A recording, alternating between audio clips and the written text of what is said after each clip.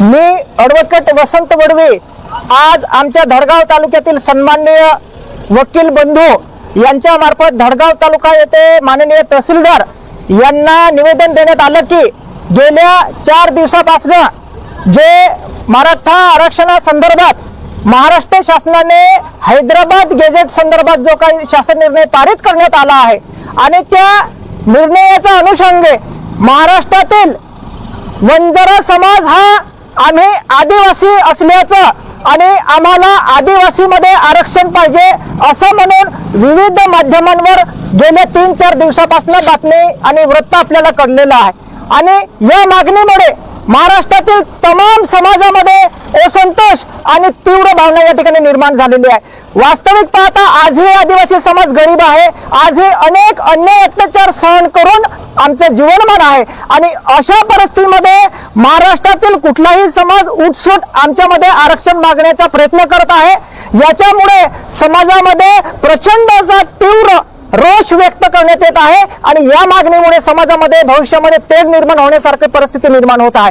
हे जाणून बुजून केलं जात आहे।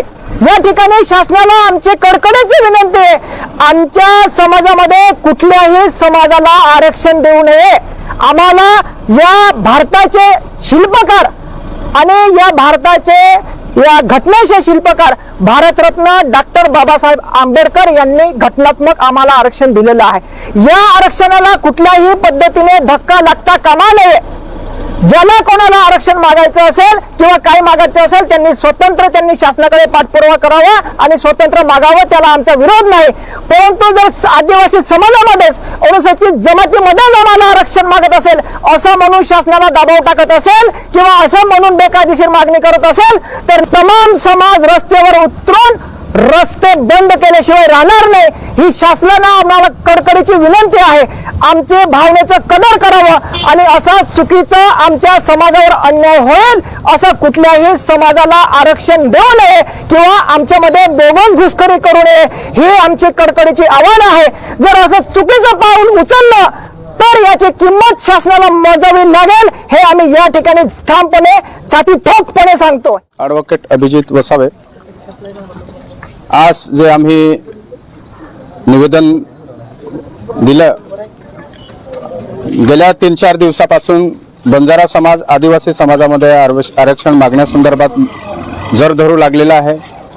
अशा पद्धतीने आज महाराष्ट्रात मोठ्या प्रमाणात बोगस आदिवासींची घुसखोरी आणि नोकरींमधील घुसखोरी याच्यावर सुद्धा शासन आदिवासींना न्याय देऊ शकलेला नाही। अशा अवस्थेत वेगवेगळ्या समाजाशी मागण्या आणि त्या मागणीला शासनाकडून सुद्धा दुजारा देण्यासारखी परिस्थिती आज निर्माण झालेली आहे। या सर्व गोष्टींच्या आणि बोगस आदिवासींच्या मागणीचा मी धडगाव विधी संघाच्या वतीने मी निषेध करतो आणि अशा पद्धतीने नेहमी मागणी करणाऱ्या गैर आदिवासी समाजाच्या मागणीला आम्ही कुठेही 2 हात करण्यासाठी आम्ही सज्ज आहोत आणि आदिवासी समाजाच्या योजना लुटण्यासाठी, फक्त आदिवासी समाजाच्या बेनिफिट मिळवण्यासाठी या गैर आदिवासींच्या मागणीला आम्ही कधी समर्थन होऊ देणार नाही आणि ज्या गैर आदिवासी समाजामध्ये आरक्षण मागू पाहत आहे त्यांनी अगोदर आदिवासींच्या पटी जन्माला यावं, मग आदिवासींचं आरक्षण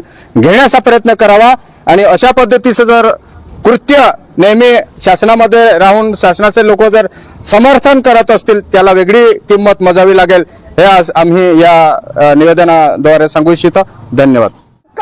नाही कोणाच्या बापाचा आदिवासी एकता जिंदाबाद, जिंदाबाद जिंदाबाद आदिवासी एकता जिंदाबाद, जिंदाबाद जिंदाबाद।